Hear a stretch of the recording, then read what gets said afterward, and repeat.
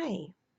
So today is my 32nd day of my frugal and healthy weight loss journey that is sugar and gluten free. So 32 days without any sugar or gluten. I have to say it hasn't been too bad. I have found so many different substitutes that are just as good.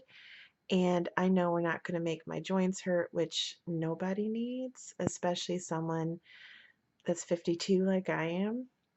And healing from my shoulder surgery, I don't need any more joint pain. I don't know why it is, but it's sugar and gluten seem to cause inflammation because when I used to try to go without eating it before, which I never lasted very long, maybe almost a week, it's the longest I lasted. Then when I would have it again, I would feel the joint pain. I would feel it's almost like instant inflammation. I told the story in another video that I went out to eat and I went out to this place that serves like biscuits as an appetizer, and I had a fourth of a biscuit. I split one with my sister, and when I got up to use the bathroom, my joints hurt so bad. It was hard to get up. My knees hurt, my ankles hurt, my hips hurt. I was like, man, it's instantaneous. I don't even digest it. That's how bad this is. So it's important to take care of yourself because is it really worth it to go through that? I mean, I know not everybody is that sensitive to gluten and not everybody is that sensitive to sugar. I have high blood sugar and well, I did. The last reading I had was normal after 30 days of abstaining completely from sugar and gluten. Now, I have to admit, I was pretty strict. Like the tomato sauce for my little mug lasagnas, I made sure it didn't have any added sugar. I kept sugar out of everything. Salad dressings, no sugar at all. I was really careful. I made my own salad dressings. So, that was pretty good because I think that being so strict like that helped me to get rid of that, a lot of that inflammation, and I have less pain. And I do. I have less pain. I'm healing very well. Unfortunately, it's still a time thing, so I'm still living on the couch. I know you are sick of seeing this couch and my daughter's flannel Scooby-Doo quilt that I made her 10 years ago. Um, I'm sick of it too, but I still can't lay down and get back up with just one arm. And again, I'm convinced that part of that is a weight issue because if I wasn't, 95 pounds overweight, I mean, that's a lot. Think about lifting up a 95-pound bag of dirt or something. That's a lot of extra weight. So if I didn't have to lift up that extra weight, I may be able to have gotten up with my one good arm. But so far, my one good arm isn't enough to get me up when I'm laying flat. So I have to stay on the reclining couch for another 2 months while I have the restrictions of no weight in my surgery arm. And believe me, I've tried it. I've gone and laid down in my bed, and my daughter has to help me up because I can't get up. Just the one arm. Another side effect of being overweight. Another reason why it's so important to get rid of this excess weight. I mean, it takes some thinking, it takes some planning, it takes some dedication, but I will tell you very sincerely, once you get away from the addiction of sugar and gluten, it's a lot easier. You just have to like white knuckle it through those first couple weeks till you just get over the addictive phase. Because now I'm not so triggered by those things.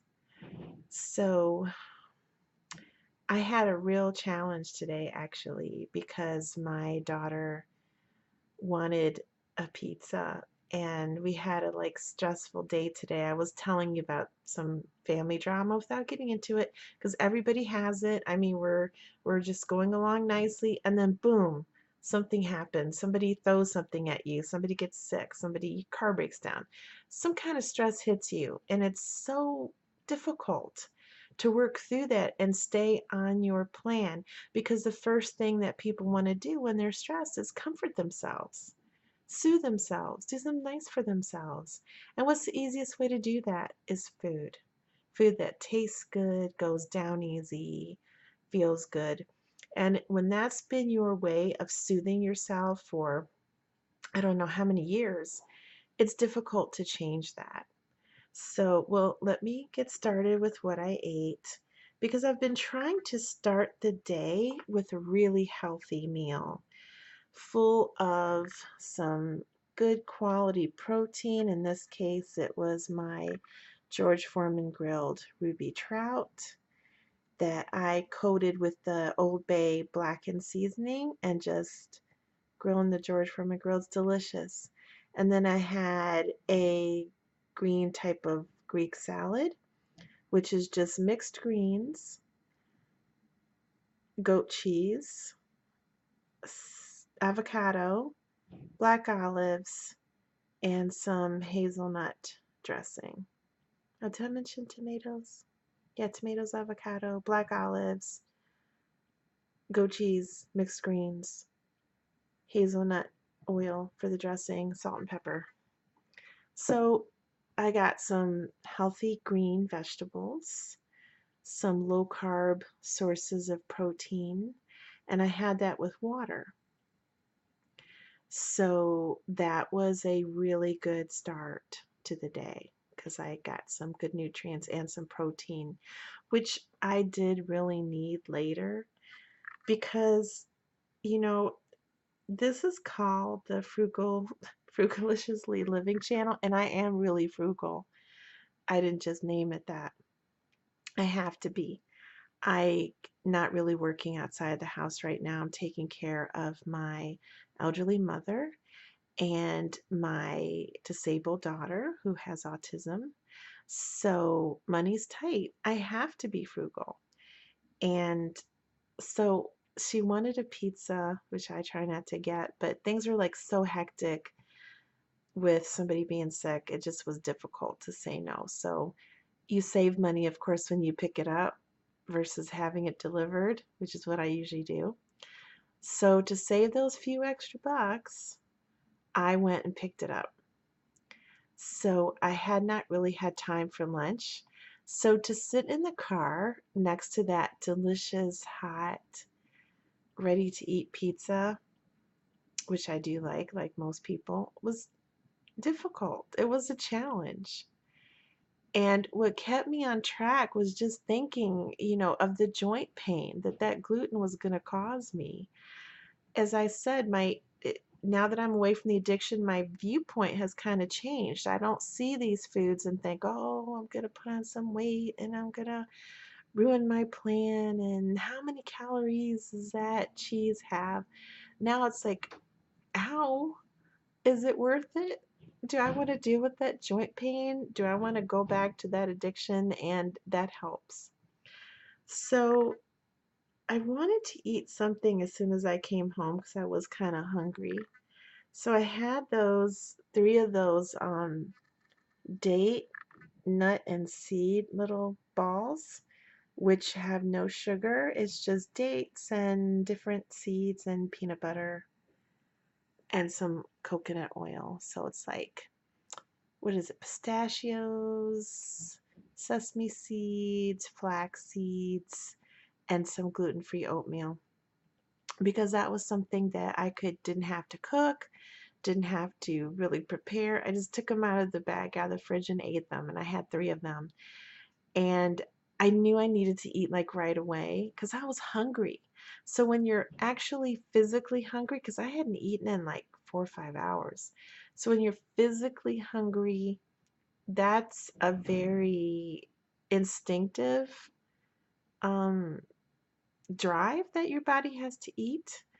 And so it's important to have healthy food that is according to your plan that you could just grab and eat without cooking, without heating up, without a lot of things. And that really saved me. Again, my point is it's going to take planning, not a whole lot. It wasn't that hard to have that ready. So I had that, and then I felt a little better.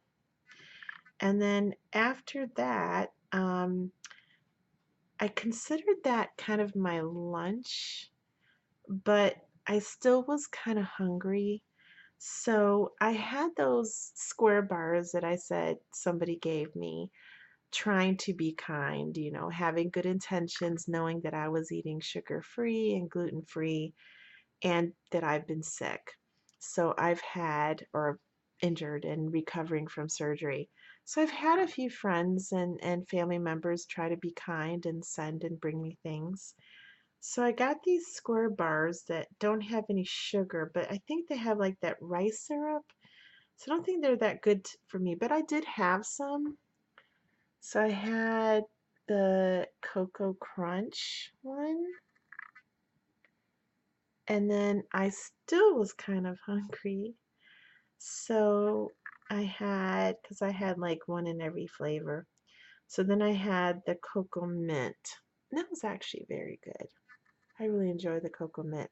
Now, it's not something that I would buy because I'm frugal and they're a little expensive. But if somebody gives me something, or I already have it because I bought it for someone else in the household and they didn't want it, I'll go ahead and eat it as long as it doesn't have sugar or gluten because I'm frugal. I just don't throw out good food that's has any nutritional value. I would throw out rice cakes though, because that's just carbs. It's no real nutrition in it. If there's nutrition in it, some kind of protein, some kind of vitamins, and it doesn't have sugar or carbs, I usually will eat it because I'm frugal. So that's why I eat the square bars. I'm going to mention to this very kind person that was trying to do something sweet and loving for me, give me a treat that followed my plan because I can't really do too much.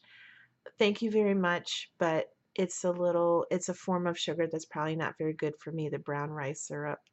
I really can't handle any of those concentrated natural forms of sugar. Like fruit juice would make me quite ill. Um, I only have the pre-diabetes, but my body is so sensitive. If I drink a glass of fruit juice, I would be so thirsty.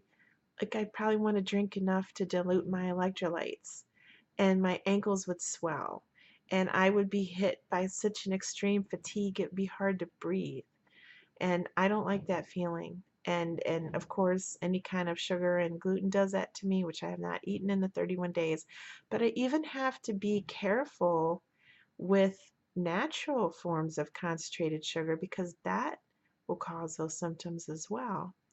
So, just like I wouldn't drink a glass of fruit juice, I don't want to eat items that contain this brown rice syrup or whatever stuff they come up with. Okay, so that was lunch, a very carby lunch, very carby. Not healthy, but it was one of those days. There's just a lot going on. Without going into detail about that, because this isn't a drama vlog. This is about weight loss and going gluten and sugar free. So then for dinner, I thought it was really, which I ate later. I was going to skip dinner, but I actually was hungry later. I decided I needed to stop the carb stuff because I'm not going to have any weight loss if I keep doing that. So it was hard to just stop it abruptly, but I was able to do a little bit better. So I had a piece of fish. I had some green beans almondine with onion powder and butter and a little bit of salt, and a big pile of peas with the butter, salt, and pepper. And then I made some more of those little cherry pies with the gluten-free homemade crust and the sugar-free cherry Splenda sweetened filling from Walmart because I had it. It was in my cabinet. I had meant to try it, but I never had a chance to. And I think I was kind of craving carbs from such a carby lunch. So I had that, but I still didn't go off my plan. And I did eat a full meal before that. And after that, I was a little hungry. I don't know why. Maybe because I didn't eat that much for lunch. Um, After that, then I had just a couple of my little nut squares that These are different than the dates because these were sweetened with stevia. So it's kind of the same nuts and seeds, gluten-free oatmeal and sesame seeds and flax seeds and hemp seeds and chia seeds. And I think there's some pistachios in that as well and sunflower seeds. But then I put stevia and some cinnamon in it. It was very good, but it's a lot lower carbs than the date balls. The date balls was kind of an experiment. I don't think I'll be making that again. It's just too carby. It was a little intense. They were good though. They're delicious. So that then I was done eating, and I should be because that was a lot of food. So I'm proud of myself that I got through that pizza kind of temptation. I think that's the hardest it's been in the 31 days. I really do. That is the hardest time that I had because I was hungry. I hadn't eaten for 4 or 5 hours. It was right there in the car next to me, so those delicious smells are kind of trapped in an enclosed space. And I like pizza.